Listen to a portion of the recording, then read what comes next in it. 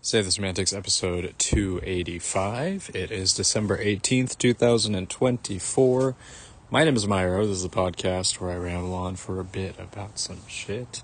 Recording this on a nice and cool Wednesday afternoon / evening. It is like post-rain kind of weather we got going on, which is kind of the best time to kind of soak in the forest air, the natural air. That's something that I really try to take advantage of. It almost tastes like you can almost like taste it. You know what I mean? It's a really good feeling. And I like to kind of cherish that, if you want to put it that way. And it's also kind of like misty and everything too, so it really kind of fits the mood. At least over here, it gets very during the winter, it gets rainy and everything. It's been a freaking wild, just kind of period over the last like week or so, just in terms of a couple of weeks really, in terms of the weather and stuff.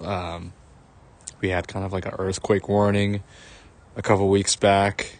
Earlier this week, there was a freaking tornado that hit nearby. So that was that was something. I couldn't believe that shit. Like, my friend had texted me.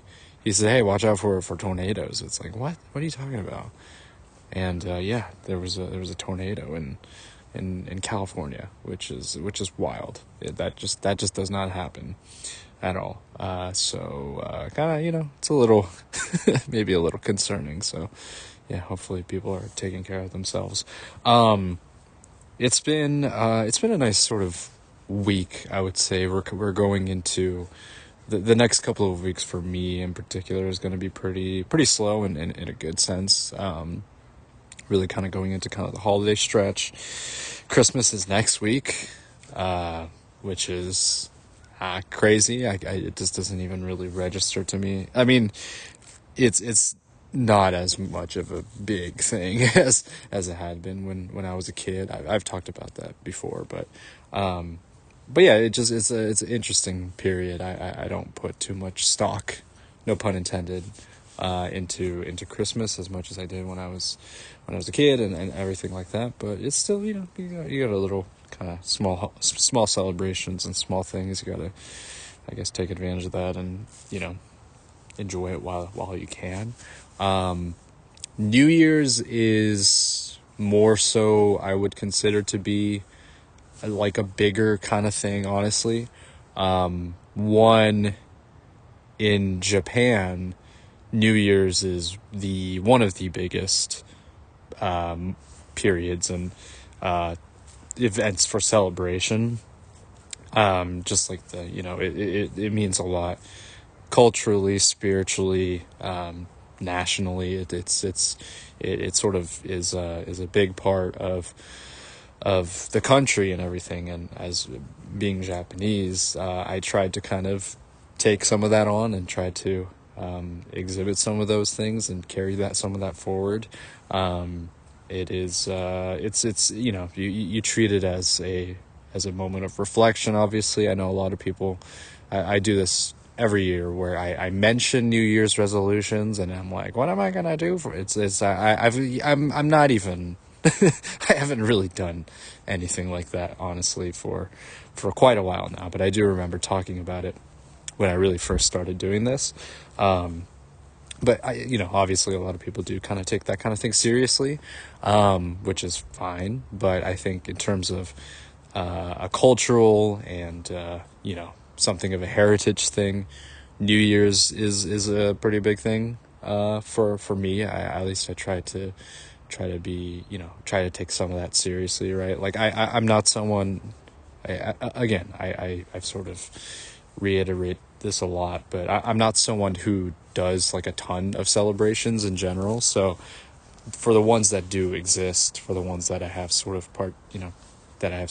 partaken in, have been a part of, and have sort of existed in my life for a long period of time, I try to take those kinds of things, a little bit more seriously, maybe, or at least like incorporate them into my life when I can. So, but yeah, New Year's is something that I try to look forward to every year, even when it's during periods when it's, not the best, whether it was just like not the best year or whatever it may be. It is always kind of this turning of a page, going into something that will hopefully bring yourself and your soul and whatever some happiness and some level of content.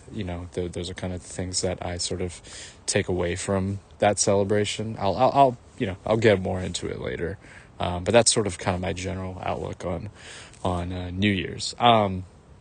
Speaking of New Year's, let's kind of delve into some of the Switch 2 stuff that has popped up recently. Last week I kind of dedicated the whole time to just talking about the games that I have played and the games that, my favorite games and all that stuff. And I during kind of that same period last week and the week before, the rumors have just continued to just kind of pile on, the leaks, the quote unquote leaks or whatever it might be. You got like manufacturing companies for accessories just fully leaking the thing, what could be the thing, which is like, I don't really know how much you can really take that at face value. This is something that I was kind of curious about, and I've seen a lot of other people kind of comment on it, where it's like, what is the sort of the NDA for this? Like, what is the legal repercussions for these sort of accessory companies leaking this information out? Like really just fully just being like, hey, this is like the thing. This is what it looks like, right? Because I feel, based on Nintendo's history as a company and their sort of legal actions that they've taken, it's like, wouldn't you kind of expect them to maybe do something about that? Like, I don't know. It seems like you're sort of, you're sort of walking on thin ice by doing something like that. And I think what some people have sort of pointed out is that whatever is being shown, one, they don't want to reveal that that's what it actually looks like, right? Like they want to have, and I'm talking about like Nintendo here. Nintendo wants to have power over the information that's being, put out.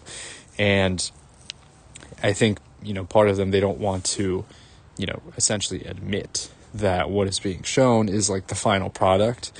And two, I think another thing that I have seen is that, or, what people have been arguing is that this is actually not what it is, and it's not even close to what it is.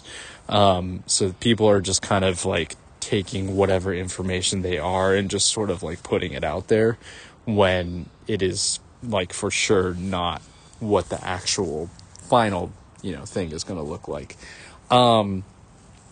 I feel like, based on just kind of, there's just been so much information that's come out, really, that I have a slight feeling that what, kind of the final build and what's being shown is not going to be all that different from what has been leaked, right?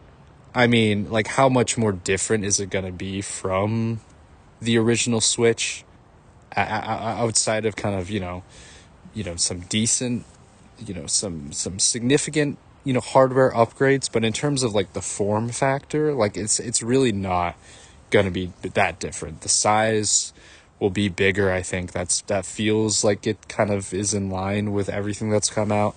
And the hope is that obviously the graphical output and the fidelity and all that stuff of the games that are going to be played on the Switch are going to perform much better. Those are really kind of the two things. And then obviously the backwards compatibility thing, which Nintendo themselves have sort of confirmed, right? But like, so like, taking all that information into account, I don't really think it's going to be super far-fetched to think that what has been shown by these, like companies that are willing to to do so, and these, manufacturing leaks, is that it's probably going to be somewhat similar to what's being shown.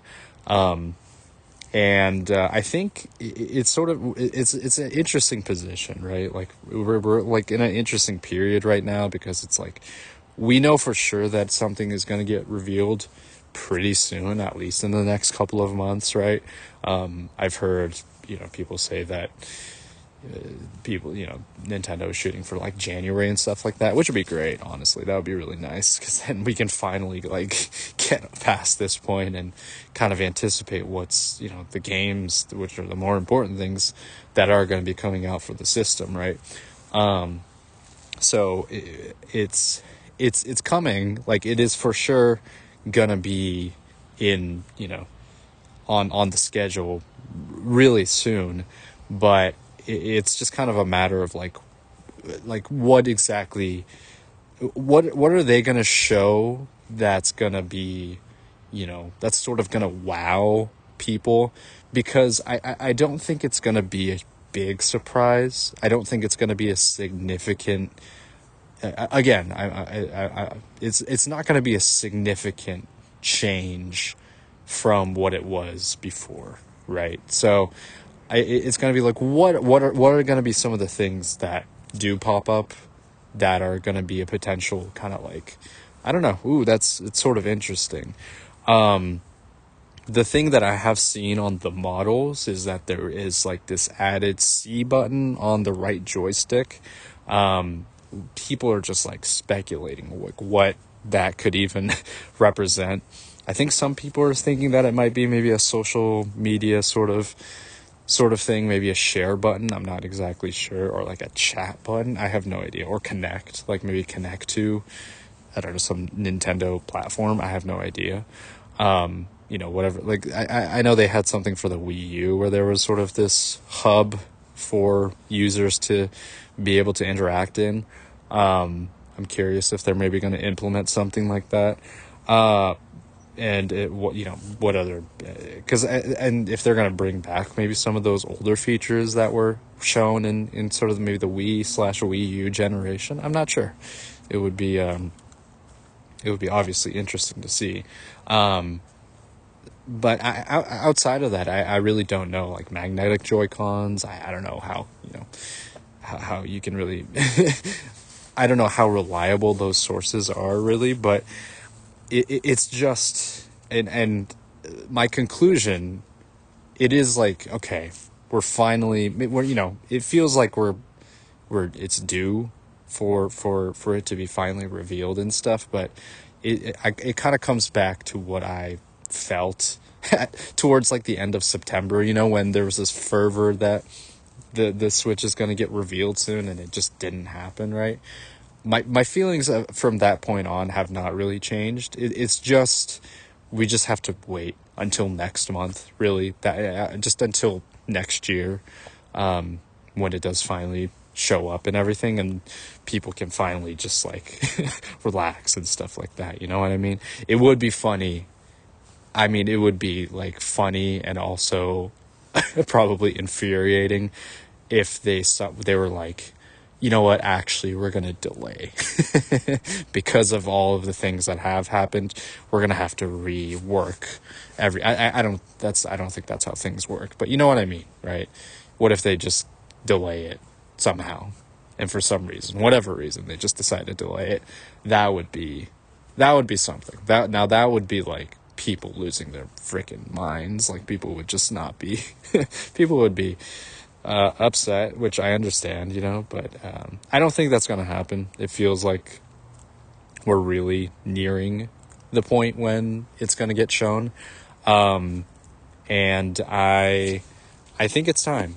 I really do think it's time. I am hoping, like a lot of people, that it is going to be that January time. One, because I would like to see it and see it pretty soon. But it sort of, I think, and I guess this maybe ties in a little bit with, I don't know how, how much it's going to really coincide. I don't know if they're going to reveal it like immediately after the new year. I don't think that's necessarily going to be the case. But if you want to maybe tie it into like a Japan release schedule, releasing it at New Year's sort of makes sense, right? Like that kind of would be a celebratory time for a lot of people in Japan. It's like a, people don't, people are gonna have some time off and everything. It could be like a, it could you could use it as a time to drum up some level of excitement. I'm not sure though. Maybe New Year's will kind of overshadow all of that. But it just would be nice. It would be really nice to see it come to fruition in some way, shape, or form. It is just funny though, just how these sort of gaming news cycles, it just comes and goes. You know what I mean?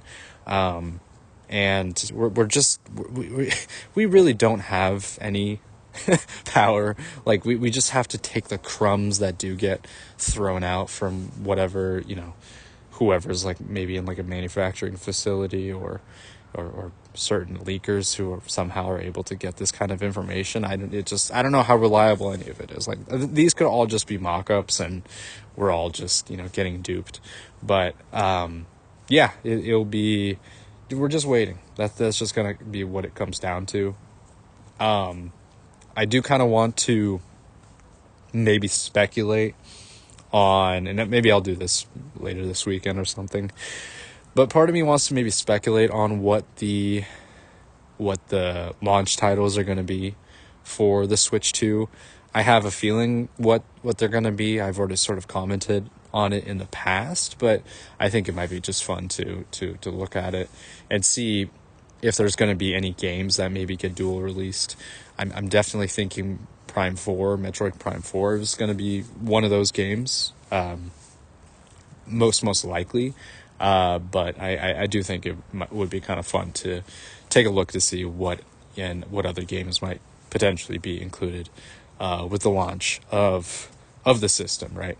It's really, it's just around the corner. We just have to be, I think, a little bit more patient, enjoy whatever games that you have right now. I have things on my docket and everything. So, just kind of ride that through. In terms of games that I'm, playing, still working my way through Dragon Quest 3. I'm basically at the end of the game. I'm almost to the final boss.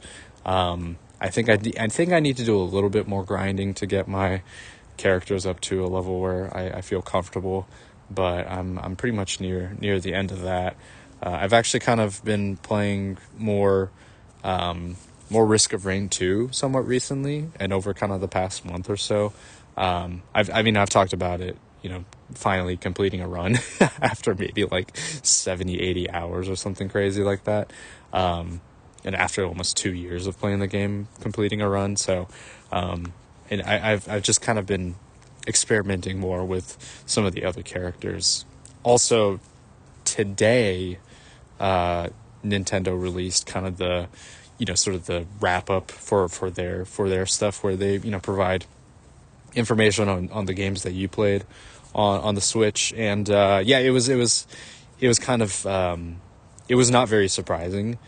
But the games that I played the most, they give you kind of like a top 3. I wish they maybe extended it a little bit more to see like, the full hours and, maybe more detailed stats and whatnot. But just as like a general kind of overview of what you played, I think it's like a pretty, nice little review of sorts. The top 3 games that I played last year or this past year were Balatro, Slay the Spire, and Risk of Rain 2. So I was really, I guess, wrapped up in kind of just the roguelike kind of thing.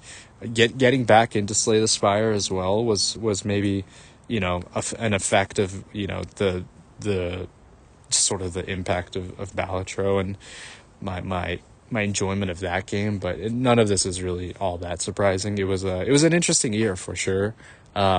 Because it just was such like, I don't know. There was no, the games, and I said Final Fantasy X was my favorite game that I played this year, but it wasn't something where I dumped in 100 hours or anything like that. I put in the amount of hours that was required for me to beat the base game, right? And that was kind of similar to some of the other games that were, story focused. It just the time that I wanted to put in what were two kind of the roguelike games where I could just do a quick run here and there, like 30-minute, stints, for each of these games. So, it was interesting to see that. It was they also do kind of a breakdown of all of the hours that you sort of play over the course of the year. It was relatively consistent. Like, obviously there were some dips here and there when I was busy and stuff, that which made a lot of sense. But overall, like, it was pretty, like, steady. Like, I was sort of consistently playing things throughout the year, which I thought was interesting. And just sort of like a healthy kind of diet of games, if you want to call it that. They were just like, games just kind of across the board. And I obviously, like I said, the roguelike games were sort of the ones that were more heavily played in my case, mainly because I just was wanting to spend, just like a quick, a quick chunk of time playing it, just like a daily run or something like that. And less of a focus on maybe story games. Like, I did dedicate time to, just like going through those games and seeing it through the end. But it's actually, those don't actually take as much time as the ones that I play kind of daily, which makes sense. Like, the game that I have played the most is Smash Ultimate. Like, I have, like, the last time I checked, I had like freaking 500-600 hours in that game, and it doesn't feel that way, right? I just, over the course of however many years I've had the game, I go through stretches where I just play it like maybe every day for like 20 minutes or something. That adds up, right? It's sort of like accumulation of time, like principal times interest, that kind of thing, right? And so it's the games where you don't dedicate, like, you don't play it like hours on end, but it's more so that you play it in stints here and there. And that was really the case, for this past year. But yeah, it was a pretty good year, as I mentioned before. And, it was kind of fun to see, the sort of the Nintendo wrap up, give kind of that kind of review. So that was fun to look at. Just quickly talking about basketball. So the NBA Cup championship was yesterday, which had the Oklahoma City Thunder and the Milwaukee Bucks playing. Bucks won. Congratulations to them. It is very interesting seeing the the conversation about the cup and how it doesn't matter and that kind of thing. I thought it was a good game up until kind of until the Bucks sort of took over in the second half. But I thought it was good. Like, I like the cup. I think it's good to inject some level of competitive play. And actually, I was talking about this maybe a couple of weeks ago. I was saying that would it be better to hold this tournament maybe later in the year, to a period when it is considered more so the dog days of the NBA. And I think this period, this kind of past couple of weeks, is sort of confirmed, honestly, that it is really the dog days of the NBA right now. I just have not been tuned into basketball as much over the past week or so. I did tune into yesterday's game, but outside of that, I really have not. I haven't watched like a ton of Warrior games, honestly. Like, I mean, they've just been kind of frustrating, honestly, to watch. So, and they made, I guess, some big news. They did make the Dennis Schroeder trade. I don't know when he's going to be expected to be on the team. Hopefully by Friday, I think, is when they're playing next, or tomorrow maybe. I'm not 100%. I think they might be playing tomorrow. So that should be interesting to see. It would be cool to see how he's integrated with the team and everything. It's a move, something, right? Maybe this will be, I don't know how dynamic of a shift it's going to be having shrewder on the team, but at least it will provide a little bit more levity, a little bit of weight lifted off of Steph's shoulders in terms of just offensive, punches and that kind of thing. And then you could have someone who can both be a creator, and also someone who can maybe carry the offense, as a part of like a second unit or that kind of thing, right? Yeah, but we'll see. I'm cautiously optimistic about this move. I do think we need to make one more in order to really get us to a good position, to really solidify like I don't know, just like the strength of numbers thing. It looked awesome, as I said before, for the first few weeks or so, but it just has not, that hasn't kept up, and we need to have like some really strong players. Schroeder, he is really good. He'll be a really good addition to the team, but I do think we need one more like secondary, maybe scorer / secondary talent on the team, that can really kind of provide the team with a boost. So I'm excited for that. I'm excited to see how that goes. I'll be going to a game in a couple of weeks as well, so I'll probably talk about that when that time comes. But yeah, I mean, congrats to the Bucks. Good stuff. Some players get like $500K, which is dope, and they didn't even play at all. So yeah, some good stuff there. I'm gonna leave it off at that, and I'll probably do some more. I mean, who knows? There's probably gonna be some more. Maybe there might be more trades coming up. So I'll kind of talk about that as that kind of rolls on, and obviously I'll talk about some more gaming related stuff as I either progress through games or if anything new pops up in the world of gaming. So yeah, stay tuned for that later this week. All right, recording this on Friday, December 20th, 2024. Doing a little, I was thinking, it's not even that big of a deal. I was thinking maybe of recording this weekend, but I think I'm probably just going to be, I'm not going to be doing a ton anyway, so I'm most likely it won't be, catching up on a ton of stuff. I think we are sort of, in terms of just news and that kind of thing, I mean, it's sort of in the gaming world, it is sort of, come to, like, we've gotten past award season and everything like that. We're all just sort of, as I said earlier this week, a couple of days ago, we are just sort of waiting for the next year to come around. So I think it's just sort of the holiday season is going to be, we're going to be moving past that, and then just going into the next year, it's going to be, we're going to have some things to look forward to for sure. So it is more of like, I think people just gaming companies and just personnel in general, I think are already just sort of moving past this period. Like, I think it's a matter of just like seeing what the holiday sales are for their respective software and that kind of thing, hardware.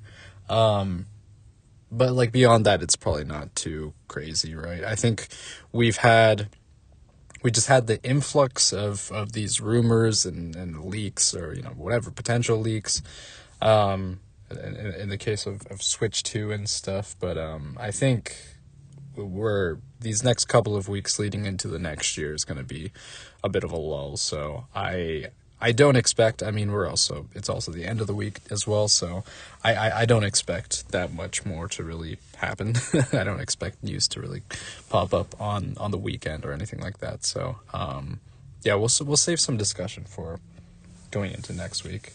What I am sort of looking forward to, I have a nice little break coming up, kind of going into Christmas and that kind of thing. So I am looking forward to that. Next week is also going to be a bit slower for me as well. So I really just want to take advantage of that and spend time with my friends and family and all that stuff. So that's going to be nice.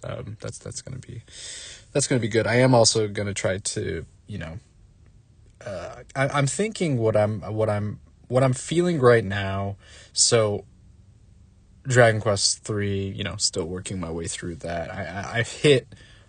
I've definitely hit a bit of a point where it's going to take a bit of grinding to get to the point where I can like comfortably beat the next boss, which is essentially going to lead up into the last boss of the game. So I'm not really in any rush to push that. And I think I might revisit Hyperlight Drifter.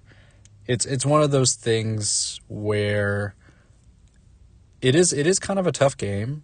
And sometimes with the tougher games, I really feel like I need to be in a particular headspace in order to enjoy the game and really be kind of locked in. And I'm not super focused right now. I have tended to kind of just like play games kind of sporadically and not really, super extended sessions, you know what I mean? Which is why I've maybe gravitated a bit more to things like Risk of Rain, a little bit of Balatro, which I've actually kind of picked up and played somewhat recently, gotten back into it. It just sort of has made me more excited for whatever updates are going to come up next year. And also, a little bit of Slay the Spire, not as much recently because I did kind of, I think I played a ton of Slay the Spire this past year, so like a surprising amount. Like having like a second kind of wind of that game, which is pretty, or it was like a third wind, honestly, like because I started playing the game like a couple of years ago, but then I just sort of really got back into it again this year. But yeah, it's in terms of like the next thing that I'm gonna play, I do want to, continue to kind of work through Dragon Quest 3, and maybe I don't know, maybe give Hyperlight Drifter sort of like I am gonna continue to play through it. It's just sometimes when especially with kind of indie developed platformer action games, I'm not the best at them, right? I love Hollow Knight, I love Celeste, but I'm bad at them. Honestly, I'm bad at a lot of games, right? And it just kind of goes back to me like a lot of genres of games I'm not good at. Yeah, it's tactical RPGs. Like it's just I'm not good at those kinds of games, but I still enjoy playing them. And the same goes for, kind of the Metroidvanias. I haven't played a ton of them outside of, again, like a Hollow Knight and Celeste or whatever, platformers, that kind of thing. I'm not good at those kinds of games, but I do enjoy some of them to an extent, and I think I just have to have it's one of those things. Kind of in a similar vein to other games that I maybe struggle with. It just comes down to just having some kind of patience. You know what I mean? It's something where I can go back when I feel the want to, the kind of the desire to. And I think right now it's just not really grabbing me. Like Hyperlight is not really grabbing me the way I really want to kind of delve into the game. I think the few hours or the couple of hours that I have played the game, I have enjoyed it for sure. But I just, again, it's just one of those things. I just, I don't want to be frustrated necessarily when playing the game. I don't mind being challenged, but if it's to the detriment of my enjoyment of the game, to where it's like, I can't, I can't deal with this, with the combat or whatever. I'm not gonna, just put it to the side and come back to it later. But there is like, I do have this kind of want a little bit to play, to kind of get into another story-based game, because it's actually been a bit since, like, I can, sure, you can make the argument for Dragon Quest 3. The story is pretty bare bones, like, it's very straightforward, right?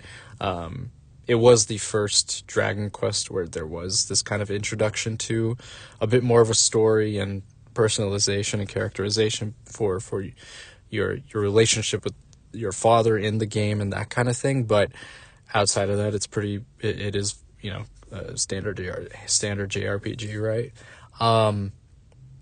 And, I guess you could point to Echoes of Wisdom as maybe kind of the last game I played that had more of like a story focus. But outside of that, I think it's actually been quite a while since I've played something. Like, I'm going to go on my list that I have played. I just talked about this last week, but it has been kind of a while since I've played like a game that has had like a very, strong focus on story. Maybe like Unicorn Overlord, but even like that game, it does have a story for sure. So maybe that was kind of the last thing. But it has been a while. It has been a while where I've played something where story is kind of a focal point. So, it has me kind of thinking. I do have games that I currently have in my library that I do want to get into. Okami is definitely one that I have thought about. I think a big point, and I have to give the Game Awards some props for this, was kind of the announcement for the sequel of Okami. There was technically a game on the DS, I believe, 3DS. I don't think that was like an official, direct sequel, but it was sort of. They called it Okami the sequel. They didn't have a official name for it yet. But it did. I own Okami. I bought it for sale like a little while back, but I just haven't really delved into it quite yet. For just because again there were other games that I wanted to play first. But yeah, it might be a good time to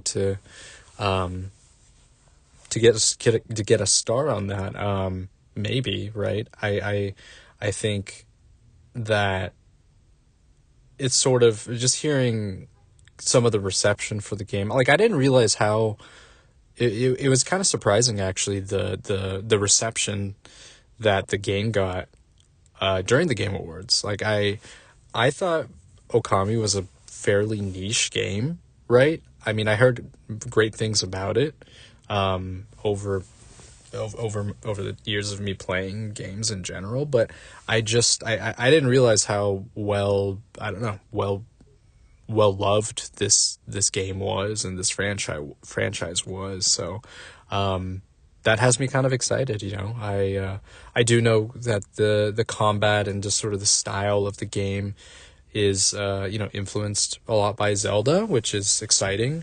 And I've been craving kind of a 3D Zelda game of old for quite some time. So maybe this is something that would be kind of, quench my thirst for that type of game, right?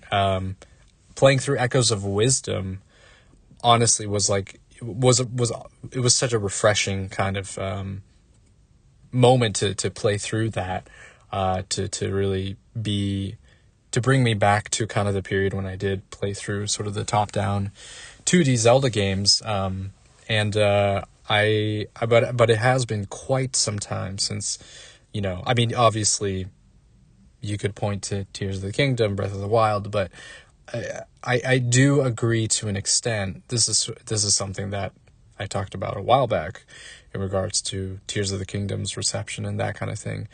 But I do agree to an extent regarding, missing the traditional 3D Zelda kind of formula, right? I can always go back to those games.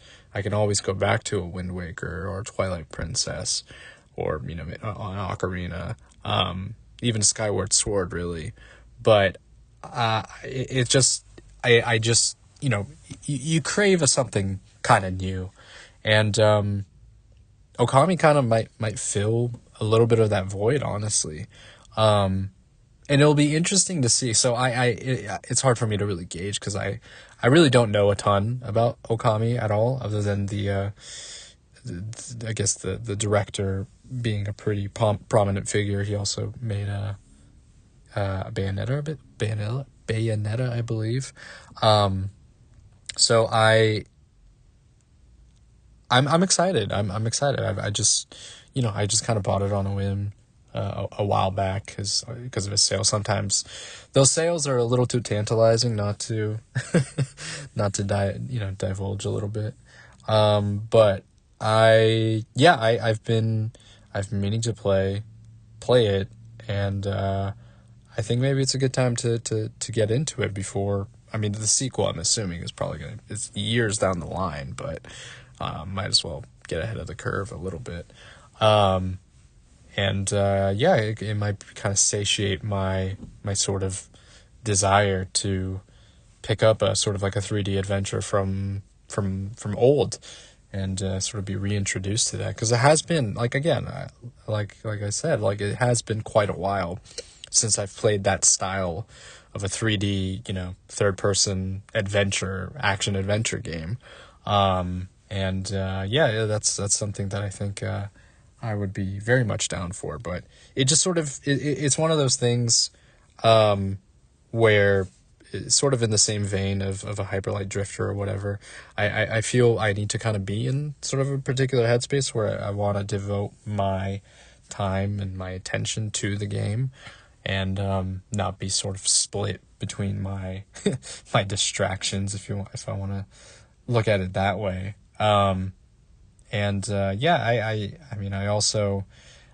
This is something that I will continue to maybe wrestle with, because there are so many games that I do want to play, and sometimes I think I've found that I just need to, and I've been revisiting this conversation quite a lot, but it is one of those things where I can put a game to the side, but I am a little worried that I might forget the details of a game or whatever. You know what I mean? For something like Hyperlight Drifter, I think I'm okay with that, because there's no dialogue in the game. It's also a pretty small game in scale too, so I can kind of quickly pick it up and sort of, be okay just being back in that world. But something like, something of a more a longer game, just the typical 40 plus hour RPG games, it's hard to just kind of put down and come back to it. I was able to manage it for Triangle Strategy, and I was able to kind of make it work, but I feel, and honestly, I've been good about being able to finish games and not letting them kind of, gather dust. But part of me is a little worried. Like, there is kind of like a thing at the back of my mind where it is important for me to kind of complete the game before I can move on to the next thing, whatever that might be. And I want to try to let go of that. But I also understand that I don't want to kind of mess up that rhythm of just constantly kind of going from game to game to game. Like, that just is not, I don't find that to be sustainable. Like, it's just also, it's also a case of me diverting my attention away from the games that I start up, just like start a game. Like, I gotta see it through. I think that's really important for me to do that. In sort of, I don't know. And this goes for every kind of medium, honestly. Certain TV shows that I just have not finished, like Ozark, for example. I don't know if I'm going to finish Ozark. It's one of those things. I just don't know if I am. There's so many TV shows, so I don't know. I just don't have this.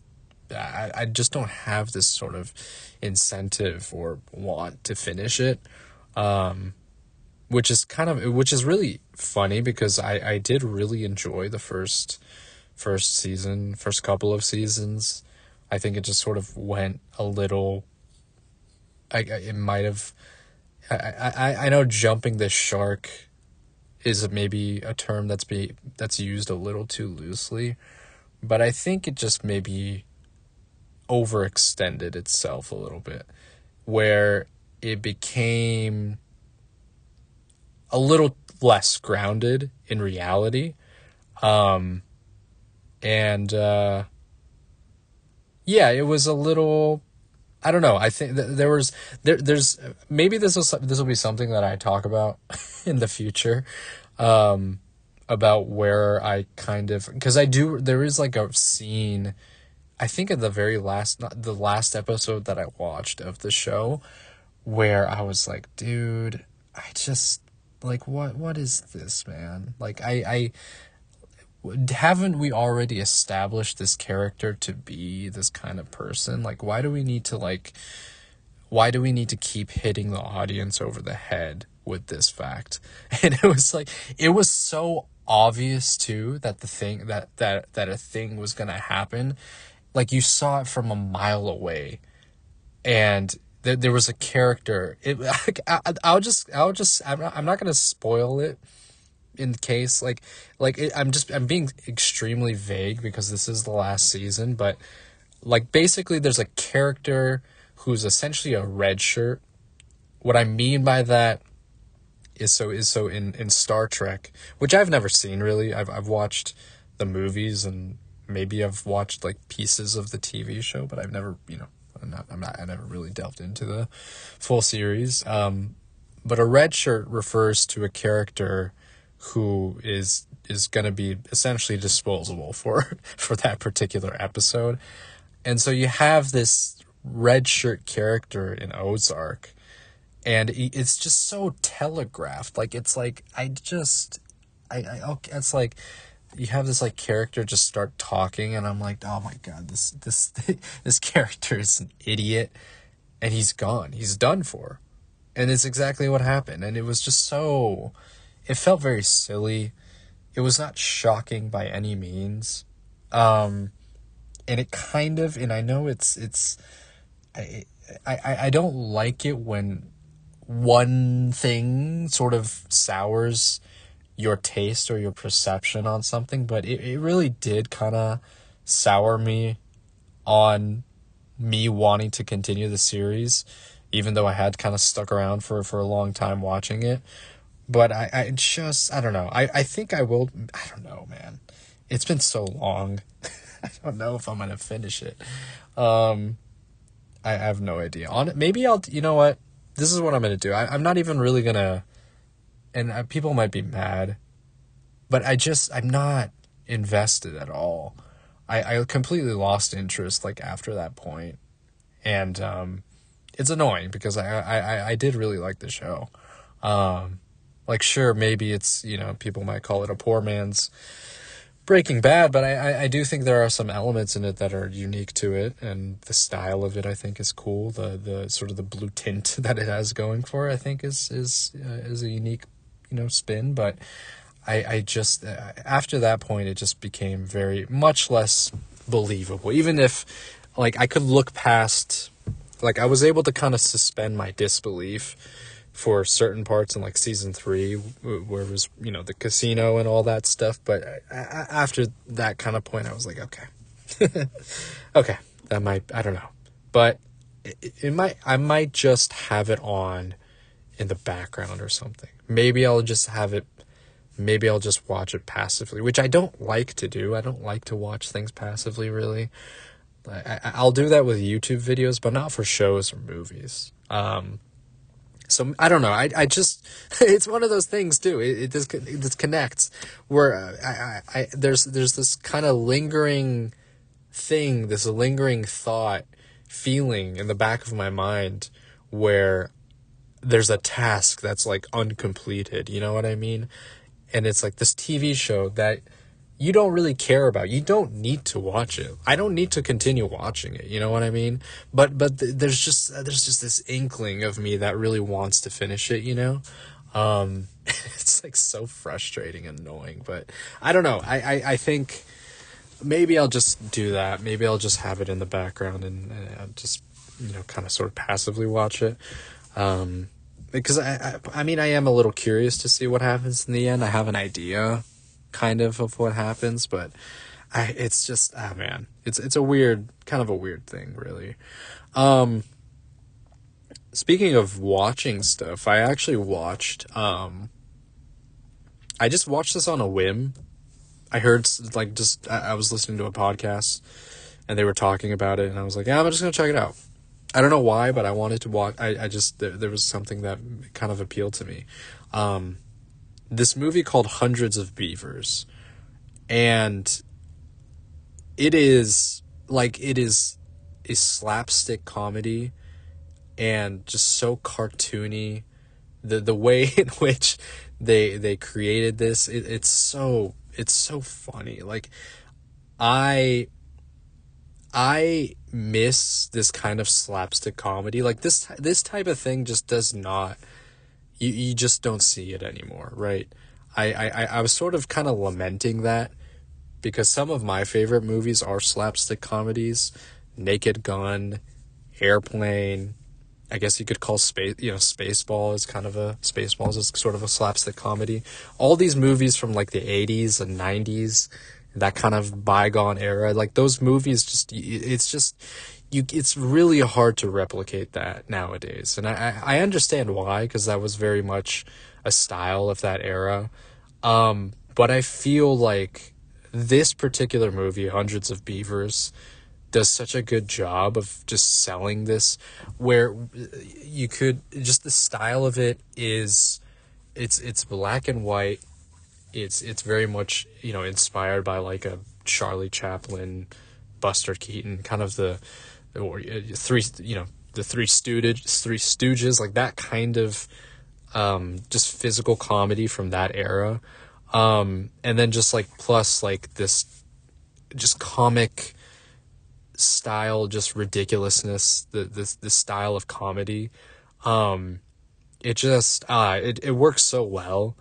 My real only complaint is that it's a little too long. I think there are some parts, I think, that in the middle that might run on for a bit too long, but outside of that, it's like, it's so entertaining from beginning to end. And I love just like the escalation of everything, like just how ridiculous it gets. Is so good. It's so fun.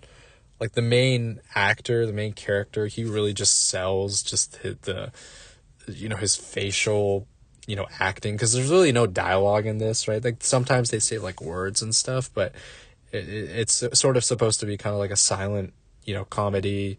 Again, sort of in kind of the style of like a Charlie Chaplin movie. And it's so ridiculous. Like, it's all, you got people just dressed up in these giant beaver costumes, and just all of the animals are just people, and it's so stupid. Like, I was just like, this is such a stupid thing. Like, there's so many gags in it. There's one particular gag that made me laugh so hard. Like, it was just like, I don't even really want to give it away, but if you are a fan of this kind of comedy where it's so silly, it's so dumb, but they just do such a good job at just selling it to you. If you are a fan like myself of kind of that, just this older slapstick comedy that just doesn't really exist anymore nowadays, check this one out. Maybe this will be kind of a revival of that kind of genre, because I do miss it. I can obviously go back and watch those older movies, but you're just missing that kind of, I don't know. It just feels, if something kind of akin to that was made today, would feel maybe a little cynical, a little too. It could be like a comedy of. I think there would just be too much levels of irony. You know what I mean? I think a slapstick comedy nowadays, like, people are so jaded. I don't know. It's hard to like, you just want to see dumb shit sometimes, and this is the perfect movie for that.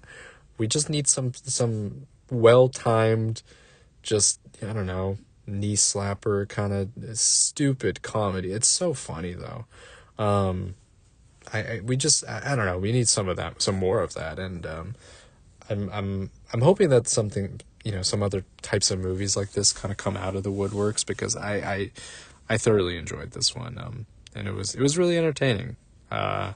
It's good stuff, and I think it's probably appropriate for kids too. Like, I mean, I don't know, there's maybe some suggestive jokes, but it's really not that bad. It's a Looney Tunes cartoon, and it's a sort of this, combination of that and an homage to older, older movies from way back in the day. So good stuff. I recommend it. Anyways, I think that's gonna do it for today and this week's episode. Again, I'm sort of in a period of like trying to figure out what I would like to maybe get into, if there is anything that I want to try out, or if I want to stick to what I'm playing right now and see how that goes. But I might just be taking it sort of easy in a sense, and not really trying to start up something new right before the end of the year. maybe be a bit more patient and relaxed and stuff. So, anyways, that's going to do it for this week's episode. This has been Save the Semantics, signing off.